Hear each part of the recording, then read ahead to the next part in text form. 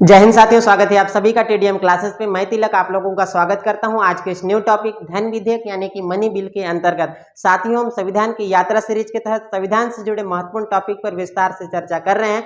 उन्हीं में से एक टॉपिक है संसदीय प्रक्रिया का मनी बिल यानी कि धन विधेयक। इससे पहले मैं आप लोगों को ज्वाइंट सीटिंग, संसद की भाषा टॉपिक पर विस्तार से चर्चा कर चुका हूँ और उम्मीद करता हूँ कि उन सारे टॉपिक में से आप लोगों को सारी चीजें बहुत अच्छी तरह से समझ में आ गया होगा। अगर वीडियो अच्छा लग रहा होगा तो वीडियो को अधिक से अधिक शेयर कर दीजिए। चैनल पर नए हैं तो चैनल को सब्सक्राइब कीजिए, बेल आइकन को प्रेस करना ना भूलें, जिससे कि आने वाले नए नए वीडियो की नोटिफिकेशन आप तक पहुंचते रहे। क्लियर है? तो चलिए शुरुआत करते हैं कि धन विधेयक क्या होता है, धन विधेयक की परिभाषा में कौन कौन आते हैं, धन विधेयक कहां पर सबसे पहले पेश किया जाएगा, धन विधेयक के संदर्भ में राज्यसभा की क्या भूमिका होती है, उन सारी चीजों के बारे में विस्तार से चर्चा करूंगा। तो आप लोग वीडियो को अधिक से अधिक शेयर कर दीजिए ताकि अधिक से अधिक लोगों को इस सीरीज का लाभ मिल सके। चलिए शुरुआत करते हैं धन विधेयक से संबंध में। धन विधेयक की अगर मैं बात करूं तो भारतीय संविधान का एक आर्टिकल है 109। भारतीय संविधान का एक आर्टिकल है 109 जिसमें साफ साफ शब्दों में लिखा गया है कि धन विधेयक को केवल लोकसभा में पुनः स्थापित किया जा सकता है। अब देखिए, धन विधेयक को केवल लोकसभा में पुनः स्थापित किया जा सकता है, इसका मतलब यह है कि धन विधेयक को केवल सबसे पहले कहां पर पेश किया जाएगा, लोकसभा में पेश किया जाएगा। उसके बाद वो विधेयक राज्यसभा में जाएगा और राज्यसभा यदि उस विधेयक को पारित करती है तो ठीक, और अगर नहीं भी करती है तो 14 दिन के भीतर स्वतः पारित मान लिया जाता है। क्या कहा मैंने? भारतीय संविधान का अनुच्छेद 109 ये बताता है कि धन विधेयक को केवल लोकसभा में ही पुनः स्थापित किया जा सकता है। दूसरी चीजें क्या, लोकसभा के बाद वो राज्यसभा में जाती है और राज्यसभा उस विधेयक को पारित करती है तो ठीक, और अगर नहीं भी करती है तो 14 दिन के भीतर स्वतः पारित मान लिया जाता है। अब देखिए 109 में क्या लिखा हुआ है, इसको आप लोग लिख लीजिए। धन विधेयक केवल लोकसभा में पुनः स्थापित किया जा सकता है, पुनः स्थापित किया जा सकता है।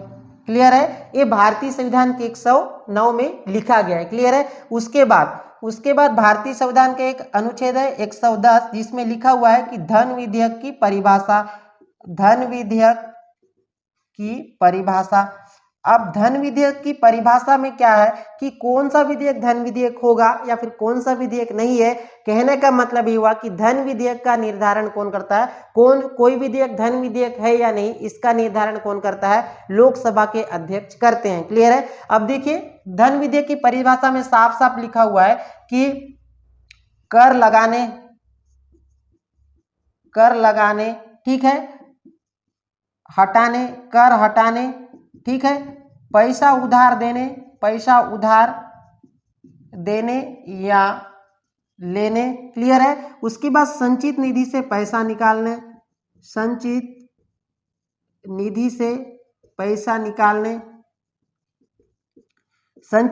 पैसा निकालने जैसी बातों का उल्लेख जिस भी विधेयक में हो वो सारे के सारे विधेयक धन विधेयक कहलाता है। ये कहां पर लिखा हुआ है? 110 में लिखा हुआ है। यानी कि धन विधेयक की परिभाषा के बारे में उल्लेख भारतीय संविधान का अनुच्छेद 110 में देखने को मिलता है। और कोई विधेयक धन विधेयक है या नहीं, इसका निर्धारण कौन करते हैं? लोकसभा अध्यक्ष करते हैं। यानी कि धन विधेयक का निर्धारण कौन करते हैं?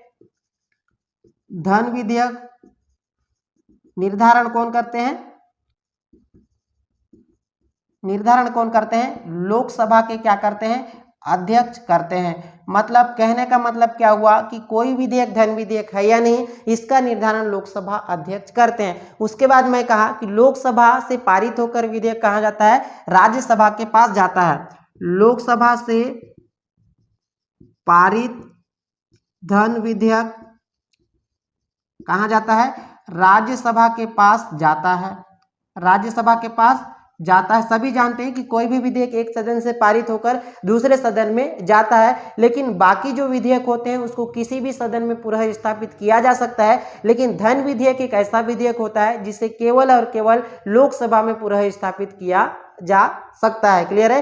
राज्यसभा में पुनः स्थापित नहीं किया जा सकता, क्योंकि भारतीय संविधान के अनुच्छेद 109 में साफ साफ शब्दों में लिखा गया है कि इसे केवल लोकसभा में पुनः स्थापित किया जा सकता है। लोकसभा से पारित धन विधेयक कहां जाएगा? राज्यसभा के पास जाएगा। उसके बाद राज्यसभा इसे पारित करती है तो ठीक, पारित करती है तो ठीक, और यदि पारित नहीं करती, यदि पारित नहीं करती, यदि पारित नहीं करती तो भी 14 दिन के भीतर, तो भी 14 दिन के भीतर स्वतः पारित मान लिया जाता है। इस दिन को आप याद रखेंगे। कितना दिन? कभी कभार घुमाने के लिए 10 दिन 21 दिन दिया रहता है, तो आपको याद रखना है कि 14 दिन के भीतर स्वतः पारित मान लिया जाता है, स्वतः पारित मान लिया जाता है, स्वतः पारित मान लिया जाता है। क्लियर है? क्या कहा मैंने? लोकसभा से पारित धन विधेयक कहाँ जाएगा? राज्यसभा के पास जाएगा, और राज्यसभा इस विधेयक को यानी कि धन विधेयक को पारित करती है तो ठीक, और अगर पारित नहीं भी करती है तो इसे 14 दिन के भीतर स्वतः पारित मान लिया जाता है। क्लियर है? और राज्यसभा इस पर पुनः विचार भी नहीं कर सकती। राज्यसभा इस विधेयक पर पुनः विचार नहीं कर सकती, ना ही संशोधन कर सकती है। क्लियर है? मतलब राज्यसभा धन विधेयक पर ना तो पुनर्विचार कर सकती है और ना ही उसे क्या कर सकती है, संशोधन कर सकती है। क्लियर है? उसके बाद धन विधेयक पर संयुक्त बैठक का आयोजन भी नहीं किया जा सकता है। मतलब क्या लिखेंगे? स्टार लगाकर लिख लीजिए कि संयुक्त बैठक का आयोजन धन विधेयक पर नहीं किया जाता। क्लियर है? क्या लिखेंगे? संयुक्त बैठक का आयोजन भी नहीं होता, संयुक्त बैठक का आयोजन भी नहीं होता। क्लियर है? मतलब धन विधेयक पर संयुक्त बैठक का आयोजन नहीं होता। और आप सभी जानते हैं कि संयुक्त बैठक क्या होता है? जब सदन में क्या होता है, विधेयक को लेकर गतिरोध उत्पन्न होता है, तो उस गतिरोध को दूर करने के लिए राष्ट्रपति जो है ज्वाइंट सिटिंग बुलाते हैं आर्टिकल 108 के तहत। और 108 के तहत 3 जो विधेयक होते हैं उस पर संयुक्त बैठक का प्रावधान नहीं है। वो कौन कौन से विधेयक हैं आपको मैं पिछली क्लास में भी बताया हूँ, फिर से आप लोगों को एक बार रिविजन करा देता हूँ कि एक क्या होता है? संविधान संशोधन विधेयक जिसका आर्टिकल है 368। दूसरा होता है कौन सा विधेयक? धन विधेयक जिसका आर्टिकल 110, और एक होता है महाभियोग की प्रक्रिया जिसका आर्टिकल है 61। मतलब ये 3 विधेयक पर संयुक्त बैठक का आयोजन नहीं होता, तो ये उनमें से एक विधेयक है धन विधेयक। धन विधेयक पर भी संयुक्त बैठक का आयोजन नहीं होता। तो एक बार रिविजन कर लेते हैं। 109 में लिखा हुआ है कि धन विधेयक केवल लोकसभा में पूरा स्थापित किया जा सकता है।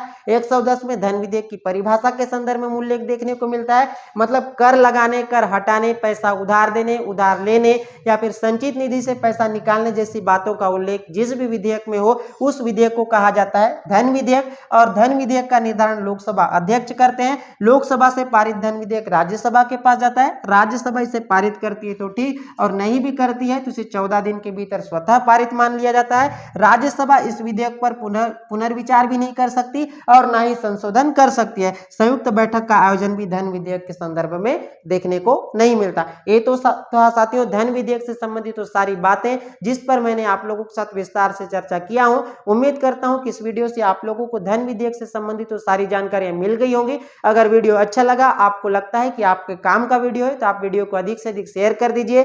चैनल पर नए हैं तो सब्सक्राइब कीजिए, बेल आइकन को प्रेस करना ना भूलें, जिससे कि आने वाले इसी प्रकार नए नए इंपॉर्टेंट वीडियो की नोटिफिकेशन आप तक पहुंचते रहे। मिलते हैं एक नए टॉपिक के साथ। Thank you.